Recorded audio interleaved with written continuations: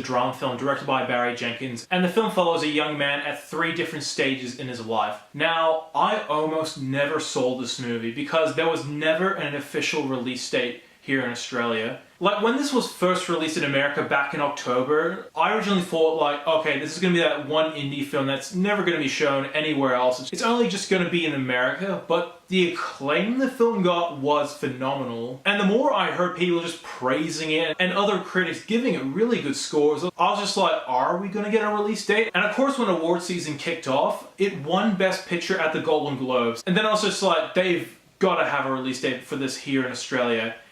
Nope. And even when it was announced that this film was nominated for 8 Oscars, still no release date.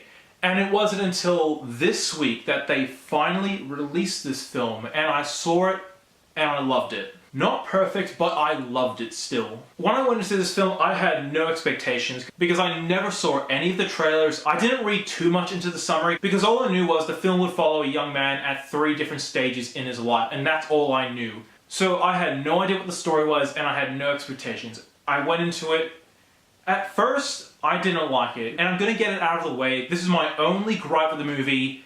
The first chapter, I didn't like. The first chapter was slow, dull, and it took ages to get anywhere. Like, the performances from everyone in the first chapter was good, the cinematography was good, but just the pacing, the slow-moving story, like the time it took to get anywhere was just so dull to sit through. And like 10 minutes in, I still had no idea what the story was. And later on, of course, I found out what the story was, but the first 10 minutes just did a poor job of setting up the film for me. Like, generally the first 10 minutes of a film sets everything up. Here, I was just blind for 10 minutes. I had no idea what was going on, no reason why I should care for any of the characters.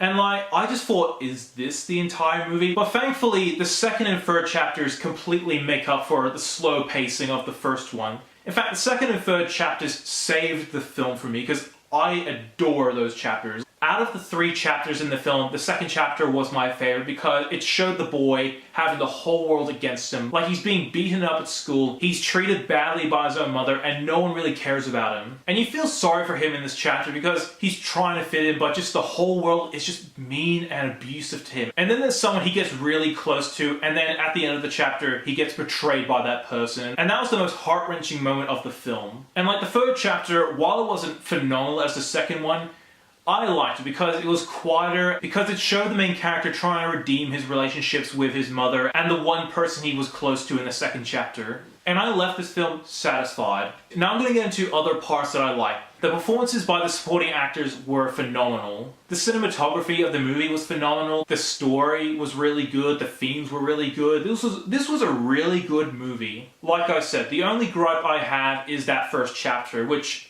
I think some people won't have a problem with, but I just took issue with it because it was a slow chapter and it took way too long to get everything set up and, like, you know, set up the story, set up the characters. It took way too long to do any of that. But thankfully the second and third chapters completely saved the film for me. Overall, this film was worth the wait. This film is fantastic. I would absolutely recommend it. Fair warning, and this might only affect a few people, that first chapter is really freaking slow. The performances were great, the cinematography was great, the story was really good. While it's probably not going to be my top 10 favorite films of 2016, I still liked it, and I'm going to remember this film for a long time.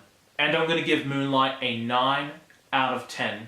So before I wrap up, this was the final film of 2016 that I saw. I know there are still a couple of other films from 2016 that I've yet to see, and like I haven't seen all of them. But Moonlight was the final film I wanted to see from 2016 before I started compiling my top 10 films of 2016. And now that I've seen Moonlight, I can finally start, preparing my top 10 video. And I've been putting off that video for a long time because, like I stated in a previous video, I wanted to see as many films from 2016 as possible because I didn't want to miss a single film.